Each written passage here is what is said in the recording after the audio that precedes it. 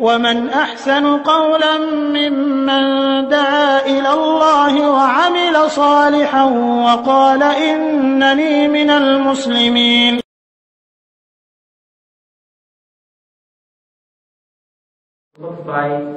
আলোকপাত করা হয়েছিল এই মর্মে যে তিনটি হাদিসের উপরে ইসলাম ধর্মের ভিত্তি নির্ভর করছে। এই তিনটি হাদিসকে বুঝতে পারলে ইসলামকে বোঝা হলো বলে মনে করতে হবে, আর এই তিনটি হাদিসকে না বুঝতে পারলে মনে করতে হবে ইসলাম বোধগম্য হয়নি। আর এটাই বাস্তব যে এই তিনটি হাদিসকে না বোঝার কারণে আজ মুসলিমদের মাঝে এরকম দলাদলি, এরকম তাদের ভিতরে মত পার্থক্য, দলমতের শেষ নাই অন্ত নাই, একমাত্র এই তিনটি হাদিসকে সঠিকভাবে না বোঝার কারণে। ইন্নামাল আমালু বিন্নিয়াত, সমস্ত আমল নিয়তের উপর নির্ভরশীল। ওয়া ইন্নামা লিকুল্লি ইমরিইম মা নাওয়া, আর প্রত্যেক ব্যক্তি তাই পাবে যা সে নিয়ত করেছে। নিয়ত কাকে বলে? নিয়ত হল হৃদয়ের সংকল্প। নিয়ত এমন একটি জিনিস যে এটি মানুষকে শব্দের মাধ্যমে উচ্চারণ করে বলার বিষয় না। যখন আপনি কাউকে বললেন তখন ওটা নিয়ত করা হলো না, নিয়ত বলা হলো। আর ইসলামী শরীয়ত আপনার কাছ থেকে চেয়েছে নিয়ত করা। তার মানে নিয়তটা হলো সম্পূর্ণ হৃদয়ের বিষয়। হৃদয়ের ভিতরে খারাপ কিছু রেখে উপর উপর ভালো কিছু বলে দেওয়া যায়, তো ওটা কি নিয়ত? অনেক সময় দেখা যায় যে যারা অজ্ঞান পার্টির লোক, তারা যদি দেখে হুজুর বসা রয়েছে গাড়িতে, তো হুজুর সাথে মিষ্টি মধুর কথা বলে, হুজুর তো ধর্মের কথাই পছন্দ করবে, ধর্মের কথা বলা শুরু করবে। উদ্দেশ্যের কপট সাফ করে না। এক সময় ওই অজ্ঞানের কোন জিনিস হুজুরকে শুকিয়ে দেওয়া বা ডিম খাইয়ে দেওয়া অথবা চা খাইয়ে হুজুরের কপটে নিয়ে চলে যাওয়া টাকা পয়সা। এই যে কিছুক্ষণ হুজুর সাথ করছে, এটা কি তার নিয়ত? যে কথাগুলো বলেছিল তার নিয়তের কথা না? নিয়ত হলো হুজুরের কপট সাফ করা। এটা আমরা সবাই বুঝি না, চিন্তাই করে নিয়ত খারাপ। কিভাবে বুঝলে নিয়ত খারাপ? বলেছে, সুন্দর সুন্দর কথা বললো, হুজুরের সাথে হুজুর সাজে অজ্ঞান পার্টির লোক, এটা শোনা কথা। আমার সাদিক থেকে শুনেছি যে সাদিকের অতীতের সম্পর্ক ছিল এই জাতীয় বাটপাতের সাথে। আল্লাহ তাকে হেদায়েত করেছে অনেকটাই, ওদের সাথে তার পরিচয় করছে। এক একজনের সাথে এক এক রকম ভাব ভাগ হয়। হুজুরের সাথে হুজুর, মজুরের সাথে মজুর, সাহেবের সাথে সাহেব দিয়ে ধোঁকা দেয়। এই যে আপনার সাথে এত সুন্দর সুন্দর কথা বললো আপনার মতো হয়ে, নিয়তটা তাহলে তার ভালো না। তাহলে নিয়তের বিষয়টা সম্পূর্ণ আন্তরিক। এটার উপর দিয়ে আপনি কিভাবে প্রকাশ করতে পারেন? নাওয়াইতান আসমা গাদান বলে আর নাওয়াইতান উসাল্লি লিল্লাহ বলে, এইগুলি হলো মিথ্যাত বলি, এগুলো হলো বিদআত ধর্ম নামে অপরাধ। যে আপনি নিয়তটাকে বলছেন, আপনাকে নিয়ত করতে হবে হৃদয়ের মহিনে, আর আপনি ওটাকে প্রচার করছেন। ইন্নামাল আমালু বিন্নিয়াত, আমল মাত্র এই নিয়তের উপর নির্ভরশীল। অবশ্যই আপনার আমলের পিছনে নিয়ত থাকতে হবে। ভালো নিয়ত থাকলে ভালো ফল, মন্দ নিয়ত থাকলে মন্দ ফল ভোগ করবে। কিন্তু একটা নিয়ত থাকতে হবে, এবং নিয়ত প্রত্যেকেরই আছে। যার নিয়ত নেই এটা হলো পাগল। আমরা সবাই কি পাগল নাকি? আমরা নিয়ত উচ্চারণ করি না, আর আমার লোকেরা যে করে না, বা অনেকে বলবন্দি করেছে তার উচ্চারণ এখন নিয়তের মাধ্যমে হয় না। কোরআন পড়ার কি নিয়ত? নাওয়াইতা নাকরাল কোরআন বলতে হবে বিদাতি তরিকায়। নাওয়াইতা নাকরাল কোরআন ইল্লাহ তাআলা, আল্লাহর রাস্তায় কোরআন পড়ার নিয়ত করেছি। অনেকে বলবন্দি এখন আমাদের সামনে রয়েছে যেগুলো নিয়ত বানানো হয়নি, বিদাতিরা এখনো বানায়নি। যে নিয়ত হলো হৃদয়ের সঙ্গে। রাসূলুল্লাহ সাল্লাল্লাহু আলাইহি ওয়াসাল্লাম তিনি নিয়াত করতে বলেছেন, কিন্তু নিয়াতের উচ্চারণ তিনি আমরা শিক্ষা দেননি। আল্লাহ মুফাসসিরিন বলছেন যে রাসূলুল্লাহ সাল্লাল্লাহু আলাইহি ওয়াসাল্লাম 30,000 ওয়াক্ত নামাজ পড়েছেন সাহাবায়ে কেরামকে জামাতে নিয়ে, জামাত সহকারে। অথচ এই 30,000 ওয়াক্তের একটা ওয়াক্তেও নাওয়াইতা নুসাল্লিয়া বলে রাসূলুল্লাহ সাল্লাল্লাহু আলাইহি ওয়াসাল্লাম নিয়াত করেন। আর আমাদের ভারত উপমহাদেশের মানুষদের নাওয়াইতা নুসাল্লিয়া না বলে তাদের নামাজটাই যেন হয় না। কিছু ফরজগার, ঠান্ডা ফরজগার বলে এটা বলা ভালো, কিছু বলে যে না এটা বাংলা বললেও হবে। আমরা বলি যে বাংলা, হিন্দি, ফার্সি যে কোনো শব্দে উচ্চারণ করো ওটাই মিথ্যা। মুখ দিয়ে নিয়াতের নামে যা কিছু উচ্চারণ করো ওটাই বলা মিথ্যা। কারণ রাসূলুল্লাহ সাল্লাল্লাহু আলাইহি ওয়াসাল্লাম এটা বলেন। 30 বছরের পরিক্রমা, 30,000 সালাতের দীর্ঘ সংখ্যক সালাতে একটি সালাতে যদি তিনি নাওয়াইতা নুসাল্লিয়া বলে না পড়েন, তো আপনি কত বড় পরহেজগার যে আপনাকে নাওয়াইতা নুসাল্লিয়া বলেই আপনাকে নামাজ পড়া লাগে। এগুলো হলো ভারত উপমহাদেশের বিধান, সুফি দরবেশদের বানানো কথা, ধর্মের নামে অধর্ম। তারা নিয়াতটা বুঝতে পেরেছে। নিয়াত সম্পর্কে নিয়াতের বিষয়টা আমাদের অনেকের একটু অস্পষ্ট। নিয়াত বাংলায় উচ্চারণ করতে হবে, নিয়াত ফার্সিতে উচ্চারণ করতে হবে, নিয়াত আরবিতে বলতে হবে, এটা কথা হলো। এগুলো সে ফালতু কথা। নিয়াত লাগবে। আর বললাম যে যার নিয়াত সে পাগল চলে যায়, বলেন কোথায় যাচ্ছে, ওকে জানে অতটুকু জানে না বলেই তো পাগল। আপনি কিরকম পাগল? আপনি যে কাজটা করছেন সেটা জেনে করেন, ওটাই আপনার নিয়াত হয়ে গেছে। বলছি হুজুর আরবি নাই পড়লাম, বাংলাতে বলতে হবে না যে 3 রাকাত নামাজ নফল বা মাগরিবের ফরজ নামাজ বলতে হবে। এ তো গতকালকে বলা হলো, তাই বলতে হবে কেন? এই ফরজ নফল নামাজকে দিয়েছে আল্লাহ দেননি, তো আল্লাহকে আবার দেখেন, আল্লাহকে আবার বলতে হবে যে আল্লাহ 3 রাকাত মাগরিব পড়তেছি, আর কেবলাকে সামনে করে। তো কেবলা তো সামনেই রয়েছে, আর 3 রাকাত নামাজই তো রাসূলের করে এটা বললে হয় না। রাসূলুল্লাহ সাল্লাল্লাহু আলাইহি ওয়াসাল্লাম বলেছেন যে ফাস্তাকবিরুল কিবলাতা ওয়া কাব্বির, তুমি নামাজে দাঁড়ানোর সময় কিবলাকে সামনে করো আর তাকবীর পড়ো। বুখারী শরীফ হাদিস। শুধু তাকবীর করতে বলা হয়েছে, কিবলা সামনে করো। আর নামাজে নুসাল্লি লিল্লাহি তাআলা আরবা রাকাতে সালাতে যুহর, তারপরে এই কথা বলে ইবতাদাতু বিহাদাল ইমাম, এই ইমামের ইবতিদা করো। আর ইমামের বলা আনা ইমামুল লিমান হাদারা ওয়া লিমান লাম ইয়াহজুর। দেখি তরিকা কোথায় আছে? কে বলল আপনাকে যে ইমামের পিছনে এটা বলতে হবে? ইবতাদাতু বিহাদাল ইমাম মানে কি? আমি এই ইমামের অনুসরণ করলাম, ইবতিদা করলাম। তা আপনি দাঁড়িয়েছেন কার ইবতিদা করার জন্য? এই ইমামই তো। এই ভাব কথার ভিতরে আমরা আছি, কিন্তু যেগুলো সহিহ হাদিস সম্মত ওখানে নেই। সূরা ফাতিহা নামাজের ভিতরে ইমামের পিছনে পড়তে হবে কি হবে না ইখতিলাফ রয়েছে, কিন্তু নিরাপদ পন্থা যে আপনাকে সর্বাবস্থায় পড়াটাই উচিত। আপনার নামাজ কোনো বাতিল হবে না। সূরা ফাতিহা ছাড়েন, দেখেন কত ইখতিলাফ।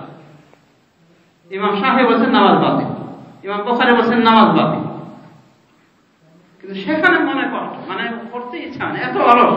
আর এগুলো নামাইতা নুসাল্লিয়া এগুলো বলা যাচ্ছে, একটা বিহাদাল ইমাম এগুলো বলা যাচ্ছে, মানে যেটা কোনো দলিলই নাই। ওখানে দেখা যায় সময় যথেষ্ট আছে। এগুলো হলো আমাদের ধর্মটাকে বোঝার ক্ষেত্রে সমস্যা। নিয়াত কাজ আমরা উচ্চারণের ভিতরে নিয়েছি। মুনাফিকরা রাসূলুল্লাহ সাল্লাল্লাহু আলাইহি ওয়াসাল্লাম নিকট এসে বলতো নাশহাদু ইন্নাকা রাসূলুল্লাহ, আমরা সাক্ষ্য দিচ্ছি হে মুহাম্মদ, আমরা সাক্ষ্য দিচ্ছি আপনি আল্লাহর রাসূল। অবশ্যই আল্লাহর রাসূল। আল্লাহু ইয়ালামু ইন্নাকা রাসূলুহু, আল্লাহ জানেন যে আপনি তার রাসূল, অবশ্যই রাসূল। আল্লাহু ইয়াশহাদু ইন্নাল মুনাফিকিনা লাকাযিবুন, কিন্তু আল্লাহ সাক্ষী দিচ্ছেন এই মর্মে, সাক্ষ্য দিচ্ছেন এই মর্মে যে মুনাফিকরা মিথ্যাবাদী। মুনাফিকরা মিথ্যাবাদী কোথায় হলো? তারপর বললো যে আপনি আল্লাহর রাসূল, আমরা সাক্ষ্য দিচ্ছি। কিন্তু আল্লাহ বলছেন যে হ্যাঁ আপনি আসলে আল্লাহর রাসূল, আল্লাহ সাক্ষী দিচ্ছেন, কিন্তু আল্লাহ জানেন যে আপনি আল্লাহর রাসূল। কিন্তু আল্লাহ নিজেই সাক্ষী দিচ্ছেন যে মুনাফিকরা মিথ্যাবাদী। মিথ্যাবাদী কোথায়? তাদের কথা থেকে মিথ্যা। তারা তো বলেছিল যে আমরা সাক্ষী দিচ্ছি আপনি আল্লাহর রাসূল। মিথ্যা এখানে তারা বলেছে আমাদের অন্তরের সাক্ষী যে আপনি আল্লাহর রাসূল, কিন্তু অন্তরটা তার মিথ্যা। অন্তর তাদের মিথ্যা কথা রয়েছে, অন্য কথা রয়েছে যে না রাসূল শাসন তিনি সত্য নবী নন। তাহলে দেখা যাচ্ছে মনের ভিতরে একটা কিছু রেখেও উপর থেকে অন্য কিছু বলা যায়। আর কত বুঝাতে হবে যে নিয়াতের বিষয়টা সম্পূর্ণ হৃদয় থেকে হয়ে থাকে। নিয়াত করতে হবে, নিয়াত করতে হবে। রাসূলুল্লাহ সাল্লাল্লাহু আলাইহি ওয়াসাল্লাম বলেন, ইন্নামাল আমালু বিন্নিয়াত, সমস্ত আমল নিয়াতের উপর নির্ভরশীল। ওয়া ইন্নামা লিকুল্লি ইমরিইন মা নাওয়া, এবং প্রত্যেকের জন্য তাই রয়েছে যা সে নিয়ত করে। যতটুকু নিয়াত করে ততটুকু সে সওয়াব পাবে, মানে নিয়াত অনুযায়ী সওয়াব। একই কাজ ভালো করলে ভালো নিয়াত, একই কাজ ভালো কিন্তু নিয়াতের গড়বড়ের কারণে কোনো নেকি মিলবে না, তাহলে নিয়াতের মাধ্যমেই ব্যবধান হয়ে যাচ্ছে। এই জন্য নিয়াত রাখা, নিয়াত করা অত্যন্ত জরুরি বিষয়। একজন বলবে যে আমি নিয়াত ভালো, আর বিদআতের পাহাড় রচনা করে যাচ্ছে, বিভিন্ন ধরনের বিদআত আর বিদআত। তখন আমরা তাকে ধরো পরবর্তী হাদিস দিয়ে, যে রাসূলুল্লাহ সাল্লাল্লাহু আলাইহি ওয়াসাল্লাম কি বলেছেন, মান আহদাসা ফি আমরিনা হাযা মা লাইসা মিনহু ফারাদ, যে ব্যক্তি আমার এই ধর্মে এমন নতুন কিছু তৈরি করবে যা তার অন্তর্ভুক্ত নয়, সেটাই প্রত্যাখ্যাত। তার মানে ধর্মে কোনো কাজ করতে ধর্মের লাইসেন্স নিতে হবে। আর বর্ণনা কি বলা হয়েছে, এটা বুখারী মুসলিমের বর্ণনা। আর বর্ণনা কি বলা হয়েছে, মান আমিলা আমালান লাইসা আলাইহি আমরুন ফাহুয়া রাদ, যে এমন আমল করবে, যে এমন কোন আমল করবে যার মর্মে আমার কোন নির্দেশ নাই, আদেশ নাই, সেটাই প্রত্যাখ্যাত, সেটাই ছুড়ে মারা হবে, তার উপরে গ্রহণ হবে না। তাহলে একজন যদি বলে যে আমি আল্লাহর রাস্তে এই কাজগুলি করব, মিলাদ করবে, শবে বরাত করবে, তারপরে খতম দেবে। এক সময় শুনলাম খতমে আম্বিয়া নাকি আছে, লা ইলাহা ইল্লাল্লাহ 10,000 বার 12,000 বার নাকি খতমে আম্বিয়া দিচ্ছে কিছু লোক, ইউরোপ কান্ট্রির কোনো এক জায়গায় খতমে আম্বিয়া দিচ্ছে। তো ওর সাথে জিজ্ঞেস করা হয়েছে যে হুজুর খতমে আম্বিয়াটা কি, এটা কি সুন্নাত না বিদআত? তাই বললাম যে খতমে আম্বিয়া 10,000 বার 12,000 বার যদি দেয়া থাকে, তো 10-12,000 বারই তারা বিদআত করছে। কোথায় গেল? লা ইলাহা ইল্লাল্লাহকে 10,000 বার 12,000 বার পড়বে, কত পরিশ্রম! চিন্তা করে দেখেন, এখানে আছে 10,000 12,000, এত পরিশ্রম করবে কিন্তু একটা নেকির কোনো আশা নেই, কারণ এটা বিদআত। আমরা দেখবো এই খতমে আম্বিয়ার দলিলটা আছে কিনা। রাসূল সাল্লাল্লাহু আলাইহি ওয়াসাল্লাম তো বললেন যে মান আহদাসা ফি আমরিনা হাযা মা লাইসা মিনহু ফাহুয়া রাদ, যে ব্যক্তি আমাদের ধর্মে এমন কিছু তৈরি করবে যা তার অন্তর্ভুক্ত নয়, সেটা প্রত্যাখ্যাত। তো এই ধর্মের ভিতরে আছে কি খতমে আম্বিয়া নামে কোনো জিকির? লা ইলাহা ইল্লাল্লাহ 10,000 বার 12,000 বার পড়তে হবে আছে, আবার সবাই মিলে মানে 2,000 3,000 4,000 10,000 5,000 এভাবে ভাগ করে, বাকি 10,000 12,000 তারা মিলে জুলে করবে। এটা মিলে জুলে কি খাওয়া হয়ে যায় নাকি? তারাবি নামাজ ধরলাম 8 টাকা, বেতন 11 টাকা, ধরলাম 20 টাকা, তো কেউ 4 টাকা, কেউ 6 টাকা, এভাবে পড়ে কি মিলে ওই তারাবি নামাজ হয়ে যাবে সবাই মিলে? এই যে মিলে জুলে কোরআন খতম দেওয়া কেমন হলো? এটা মিলে জুলে হজ আদায় হয় যে তুমি আরাফায় থাকো, আমি এখানে থাকি, এভাবে এবং করা যায়। এগুলো হলো বিদআতি তরিকা। তো খতমে আম্বিয়া নামে 1,000 10,000 বার 12,000 বার করছে, কিন্তু পরিণতি কি? কোন পরিণতি মিলবে কি? কিছুই মিলবে না। বরং শোনার পরে বিদআত হওয়া জানার পরে করলে ঠিকানা হয়ে যাবে। কারণ রাসূলুল্লাহ সাল্লাল্লাহু আলাইহি ওয়াসাল্লাম বলেন, কুল্লু বিদআতিন দালালা ওয়া কুল্লু দালালাতিন ফিন-নার, সমস্ত বিদআত হলো গুমরাহি, মানে জান্নাতের রাস্তা হারিয়ে ফেলা, ওয়া কুল্লু দালালাতিন ফিন-নার, সমস্ত গুমরাহি যাবে জাহান্নামে। অতএব খতমে আম্বিয়া, খতমে জালালি, খতমে ইউনুস, খতমে খাজেগান, দোয়ায়ে লাখি, দরুদে তাজ, দরুদে হাদারি, কমকমি হাবিবি, এগুলো সব বিদআতি ভণ্ড সুফিদের মানে উপহার, যা বলা যেতে পারে ধর্মের নামে অপমান। এগুলো একটা দরুদ যদি আপনি না পড়েন, কোনো আপনার পাপ নাই, গুনাহ নাই, কিচ্ছু নেই, বরং এগুলো পড়লেই আপনার সমস্যা রয়েছে। আর ওই তরিকা অবলম্বন করলে, এবং এই দরুদগুলি কিছু দরুদ এখানে গাঁজা খাইতে পারে, কমকমিয়া হাবিবি কামতানা মুহাম্মদ রাসূলুল্লাহ লাইলা, হাবিবি দাঁড়িয়ে যাও, আমার বন্ধু দাঁড়াও, কত ঘুমাবে, মুহাম্মদ রাসূলুল্লাহ লাইলা, মুহাম্মদ রাসূলুল্লাহ ঘুমান না। কত বড় মিথ্যাবাদী চিন্তা করে দেখেন, রাসূল সাল্লাল্লাহু আলাইহি ওয়াসাল্লাম এমন ঘুম দিলেন একদিন, সহিহ মুসলিম হাদিসে পাওয়া আছে যে ফজরের নামাজটা তার ছুটে গেছিল, মানে সূর্যের তাপে সবাই উঠেছে, মানে সফর অবস্থা। বেলালকে পাহারা রেখেছেন, বেলালও ঘুমিয়ে গেছে। নবী সাল্লাল্লাহু আলাইহি ওয়াসাল্লাম বলেন, বেলাল কি হয়েছে, তোমার কাছে পাহারা রাখা হয়েছে? বলছে, আপনাদের নফসকে যে আল্লাহ আটকে রেখেছিল, উনি আমার নফসটাও নিয়ে নিয়েছে, মানে আমার জানটা উনি নিয়ে রেখেছে। রাসূল সাল্লাল্লাহু আলাইহি ওয়াসাল্লাম বলেন যে ইন্না হাযা মাওদিউন হাদারা ফিহি শাইতান, এই জায়গায় আমাদের শয়তান পেয়ে গেছে, শয়তান উপস্থিত হয়েছে, চলো এখান ছেড়ে চলে যায় অন্য জায়গায়। অন্য জায়গায় গেলে বেলালকে বললেন যে বেলাল আযান দাও, আযান দিলেন, এরপরে দুই রাকাত সুন্নাত পড়লেন, এরপরে ইকামত দেওয়া হলো, এরপর নামাজ পড়লেন। এই যে ঘুম দিলেন, মানে ঘুমে একটা জাদুর ব্যাপার, কত প্রমাণ দিবেন। রাসূল সাল্লাল্লাহু আলাইহি ওয়াসাল্লাম ঘুমিয়ে গেলে ওনার সামনে হাত নাকের হালকা শব্দ হতো, তিনি যে ঘুমিয়ে রয়েছেন এটা বোঝা যেত। আর এই মিথ্যাবাদী বলছে যে কম ইয়া হাবিবি কামতানা মুহাম্মদ রাসূলুল্লাহ আলাইহি। তো কত বড় ভণ্ড লিখেছে, এটা হয়তো মনে করা হয় বিরাট স্বভাবের কাজ। আমাদের সে ওজিফার কেতাবে তো এগুলোই থাকে, দেখবেন আল্লাহ রাসূলের কোনো ওজিফাই নাই, এই সমস্ত ভণ্ড সুফিদের ওজিফা আর ওজিফা, নাউযুবিল্লাহ মিন যালিক। এগুলো হলো পথভ্রষ্টতা, এগুলো হলো জান্নাতের পথ হারিয়ে ফেলা। পাঁচ ওয়াক্ত নামাজ আমরা বলি আল্লাহ আমাদের সিরাতুল মুস্তাকিম দেখান, ওই পথ যাদেরকে আপনি পুরস্কৃত করেছেন, সিরাতাল লাযিনা আনআমতা আলাইহিম, ওদের পথ যাদেরকে আপনি পুরস্কৃত করেছেন। আর সূরা নিসার 69 নম্বর আয়াতে আপনি গিয়ে দেখবেন কাদেরকে আল্লাহ পুরস্কৃত করেছেন, মানে কাদেরকে আল্লাহ জান্নাত দানে ধন্য করেছেন। তারা হলেন নবীগণ, সিদ্দিকগণ, মহাসত্যবাদীগণ, শহীদগণ, অন্যান্য সৎকর্মশীলগণ।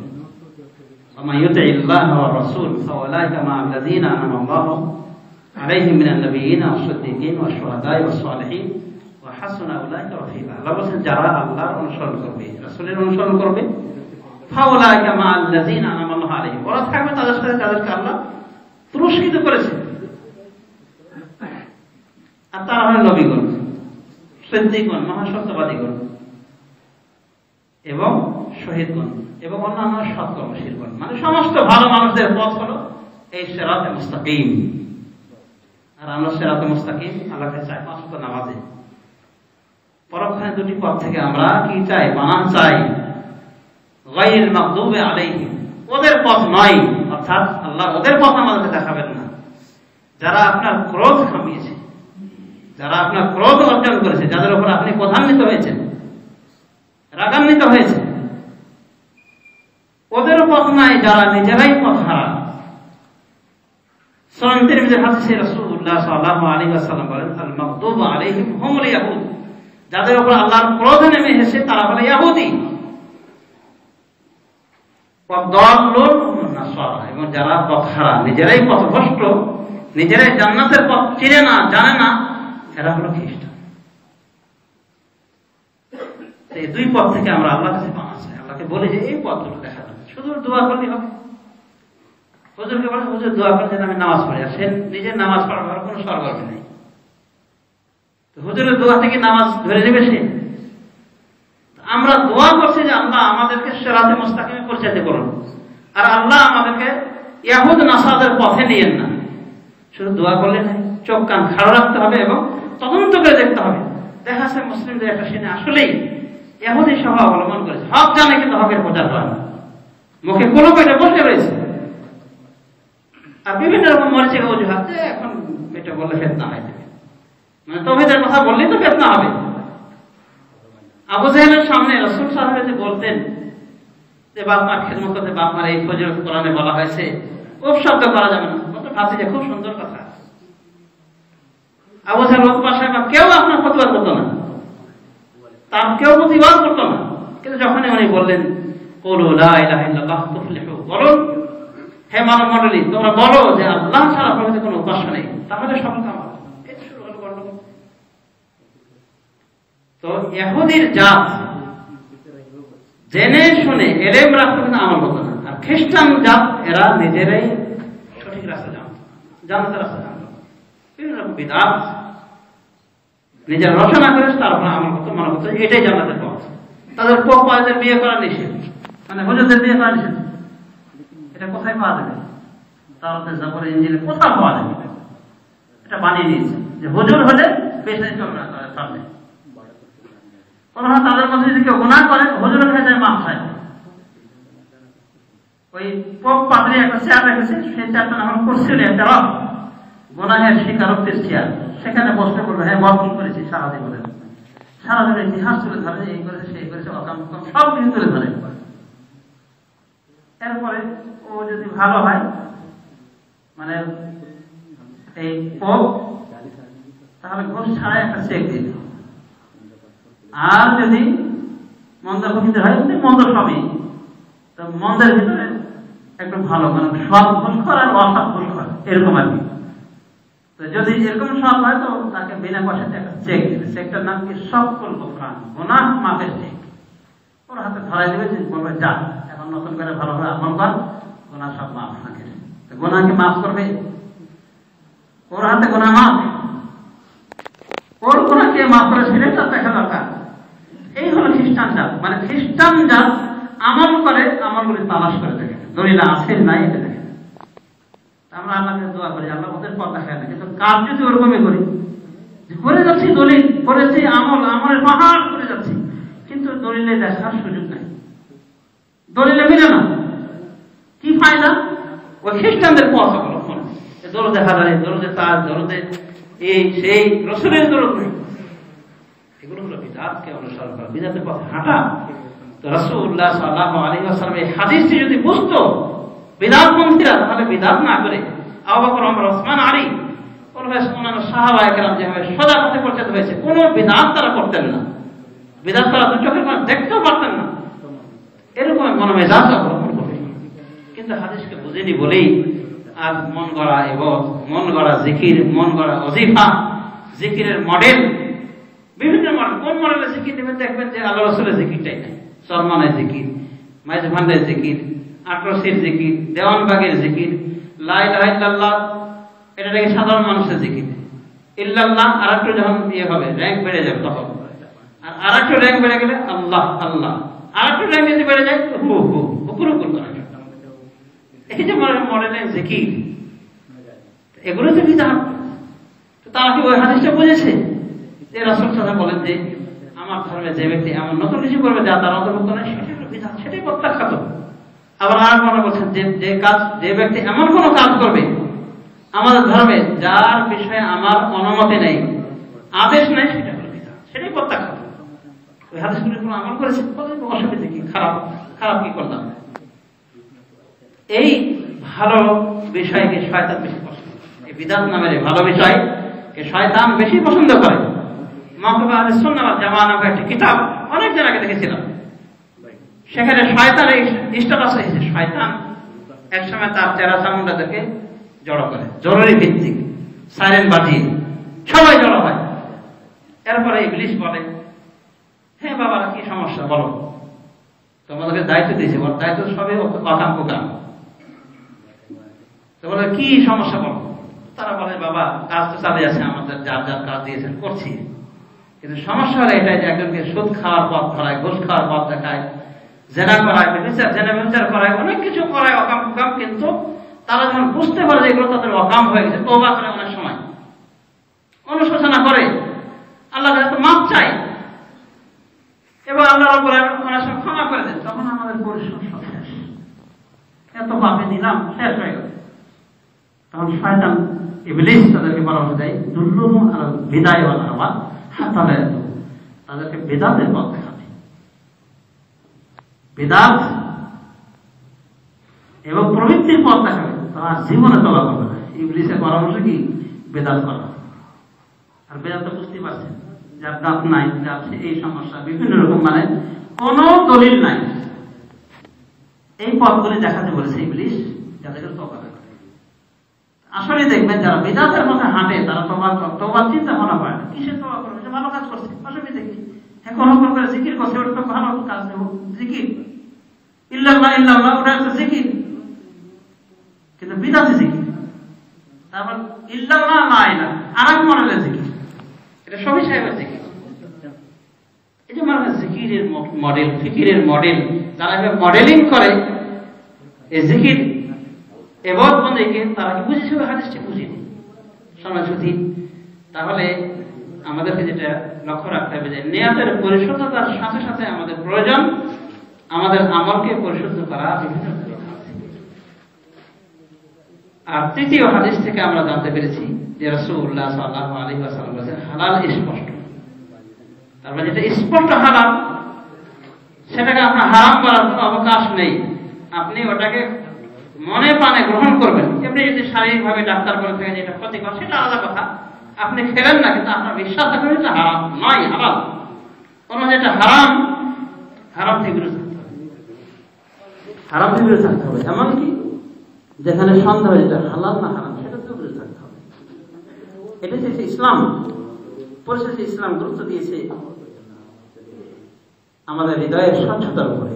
রাসূলুল্লাহ সাল্লাল্লাহু আলাইহি ওয়াসাল্লাম বলেন আলা ইন্না ফিল জাসাদি মুদগাহ, মনে রাখবে শরীরে একটি মাংসপিণ্ড রয়েছে, ইদা সালাহা সালাহা জাসাদু কুল্লুহু, যদি এই মাংসপিণ্ড মাংসের টুকরো সঠিক থাকে তাহলে সমস্ত বডি সঠিক থাকে। ওয়া ইদা ফাসাদ ফাসাদ জাসাদু কুল্লুহু, আর এটা যদি নষ্ট হয়ে থাকে তাহলে সমস্ত বডি নষ্ট হয়ে যাবে। আলা ওয়াহিয়াল কলব, এরপরে রাসূলুল্লাহ সাল্লাল্লাহু আলাইহি ওয়াসাল্লাম বলেন মনে রাখবে এটাই হলো হৃদয়। হৃদয়টা একটা মাংসপিণ্ড, এটা যদি ঠিক থাকে তাহলে সমস্ত বডি ঠিক, মানে সমস্ত অঙ্গ প্রত্যঙ্গ ঠিক হয়ে চলবে। সুতরাং এই মাংসপিণ্ডটা ঠিক না বেঠিক এর প্রমাণ দেবে অঙ্গ প্রত্যঙ্গ। অঙ্গ প্রত্যঙ্গ যদি ঠিক মতো না চলে, যদি নামাজ না পড়ে, রোজা না রাখে, শরীয়তের পাবন্দি না করে, তাহলে মনে করতে হবে হৃদয়ে ভেজাল। আপনি যদি বলেন যে আমি নামাজ পড়ি না তাই কি, আমার হৃদয়টা অনেক ভালো, তাহলে মনে করতে হবে যে এই ব্যাধিগ্রস্ত হৃদয়ের মালিক। হৃদয়কে ভালো করতে হবে শরীয়তের বিধিবিধান দ্বারা, শরীয়তের পাবন্দি দ্বারা। কোন ক্রমেই শরীয়ত গর্হিত কাজ করে হৃদয় ভালো হওয়া দাবিদার হওয়া যায় না। অতএব হৃদয়ের প্রতি গুরুত্ব দিতে হবে, যে হৃদয়টাকে পরিষ্কার করতে, বিদআত থেকে, শিরিক থেকে, কুফরি থেকে, কোনোভাবে সংশয়, ধর্মের বিষয়ে সন্দেহ করা থেকে দূরে থাকতে হবে। বরং হৃদয়টাকে পরিষ্কার পরিচ্ছন্ন করে রাখলে কিয়ামতের মাঠে আপনি মুক্তি পাবেন। ইয়াওমা লা ইয়ানফা মালুন ওয়ালা বানুন ইল্লা মান আতাল্লাহু বিকলবিন সালিম। আল্লাহ বলেন সেদিন কোনো মাল আর না সন্তানাদি উপকারে আসবে, ইল্লা মান আতাল্লাহু বিকলবিন সালিম, একমাত্র ওই ব্যক্তি উপকৃত হবে অর্থাৎ নাজাত পাবে যে সালিম হৃদয় নিয়ে আসবে, মানে নিখুঁত নিরাপদ হৃদয় নিয়ে উপস্থিত হবে। তার মানে এমন হৃদয় নিয়ে উপস্থিত হবে যে হৃদয়ের ভিতরে অন্তত শিরিক, কুফরি, নাস্তিকতা এগুলো থাকবে না, পরিষ্কার থাকবে। মানে এখানে থাকবে কি তাওহীদ থাকবে, সুন্নাহ থাকবে, তাহলে এই হৃদয় কাজে লাগবে। আর হৃদয়ের ভিতরে যদি এরকম শিরিক, কুফরি থেকে থাকে, তো এই ঘনে ধরা হৃদয়, ভাইরাস আক্রান্ত হৃদয় দিয়ে আপনি কোনো ফায়দা নিতে পারবেন না, আমরা ইহকাল পরকাল ধ্বংস থাকবে। অতএব হৃদয়টাকে পরিষ্কার রাখতে হবে, সেটাও বুঝতে পারবেন। আল্লাহ রাব্বুল আলামিন আমাদেরকে তৌফিক দান করুন যেন আমরা আমাদের নিয়াতকে স্বচ্ছ করি, আমলকে পরিশুদ্ধ করি এবং হৃদয়কে পরিশুদ্ধ করি যত প্রকার গর্হিত কাজকর্ম, বিশেষ করে শিরক ও বিদআত, হিংসা বিদ্বেষ থেকে। আল্লাহ আমাদের সেই তৌফিক দিন। আমিন। ওয়া আকুলু কাওলি হাযা ওয়া আস্তাগফিরুল্লাহ লি ওয়া লাকুম ওয়া লিসাইরিল মুসলিমিন ফাস্তাগফিরুহু লিযুনুবিকুম ইন্নাহু হুয়াল গফুরুর রাহিম।